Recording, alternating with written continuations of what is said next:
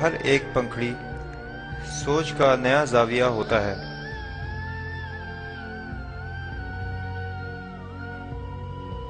ہم زیادہ سے زیادہ زاویوں کو سمجھنے کے ذریعے سے دوسرے موجودات کے بارے میں زیادہ سے زیادہ علم حاصل کر لیتے ہیں۔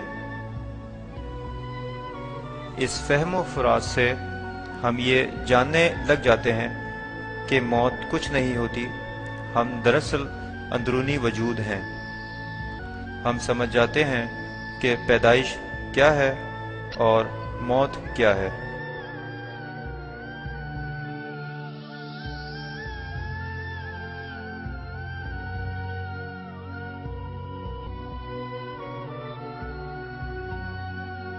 ہم اس دنیا میں کائناتی شعور کے ایک جز کی حیثیت سے آتے ہیں۔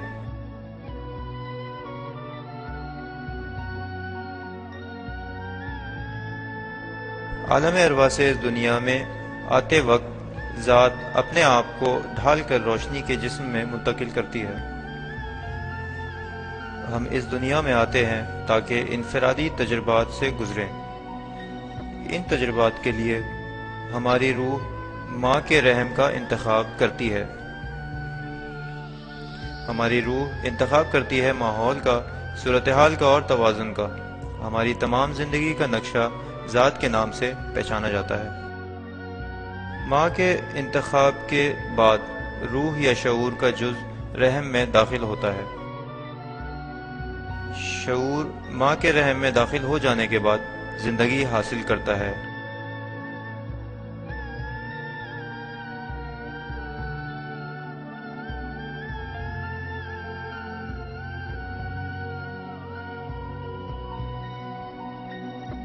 مادی جسم اپنا خد و خال تبدیل کرتا رہتا ہے کاسمک انرجی کے مطابق۔ اسی وجہ سے روشنی کا جسم متواتر سفر کرتا رہے گا اپنے ماخذ کو، یہاں تک کہ یہ اپنی پہلی سانس نہ لے لے۔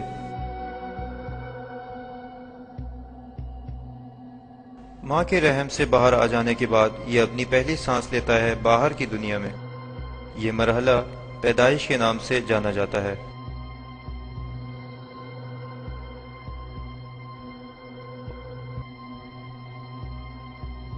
پہلے دن سے 7 سال تک ہمیں اپنے ماخذ یا سورس سے آگاہی رہتی ہے۔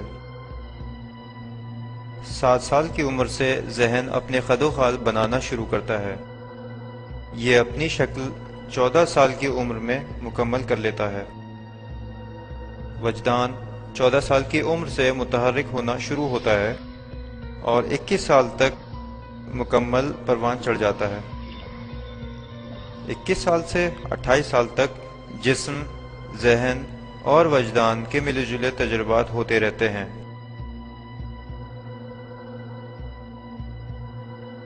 28 سال کی عمر سے زندگی ذاتی علم پر منحصر ہو جاتی ہے۔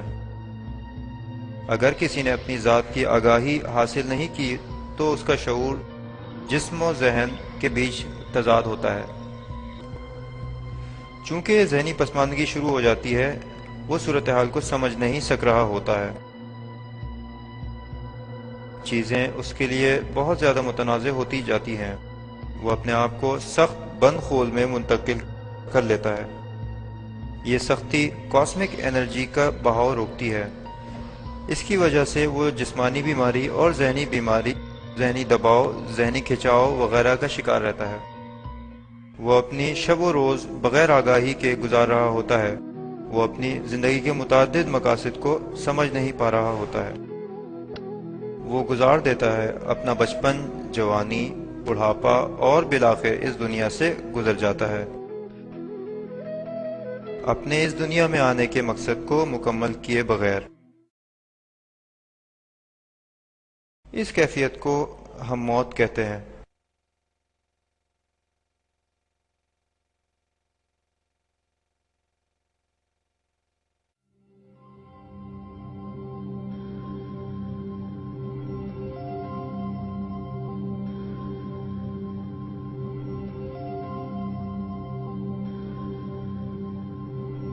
حتیٰ کہ موت کے بعد بھی اس سخت ذہن کی تہ جو نامناسب سمجھ کی ہوتی ہے، روح کو اپنے مقام پر پہنچنے سے روکتی ہے۔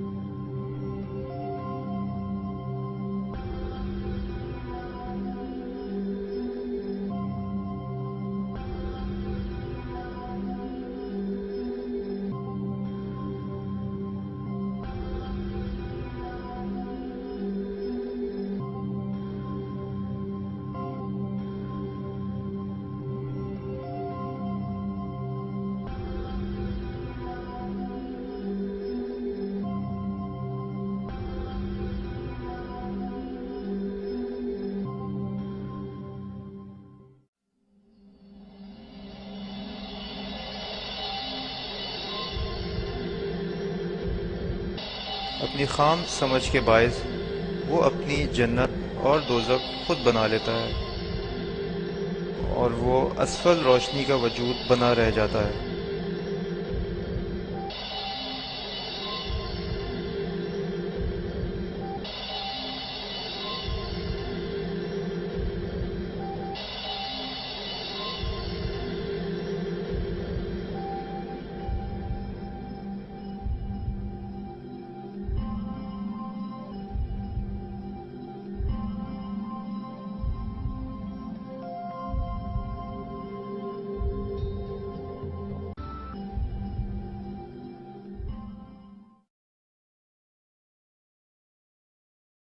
اس کے مقابلے میں اگر کوئی شخص ایک دفعہ اپنی زندگی کو ذات سے قریب رہ کر گزارتا ہے، وہ سلامتی کے ساتھ رہتا ہے تمام دی گئی صورتحال میں، یہاں تک کہ مرنے کے بعد بھی وہ اسفل شعور میں نہیں رہے گا اور اپنے سورس یا طے شدہ مقام پر واپس چلا جائے گا۔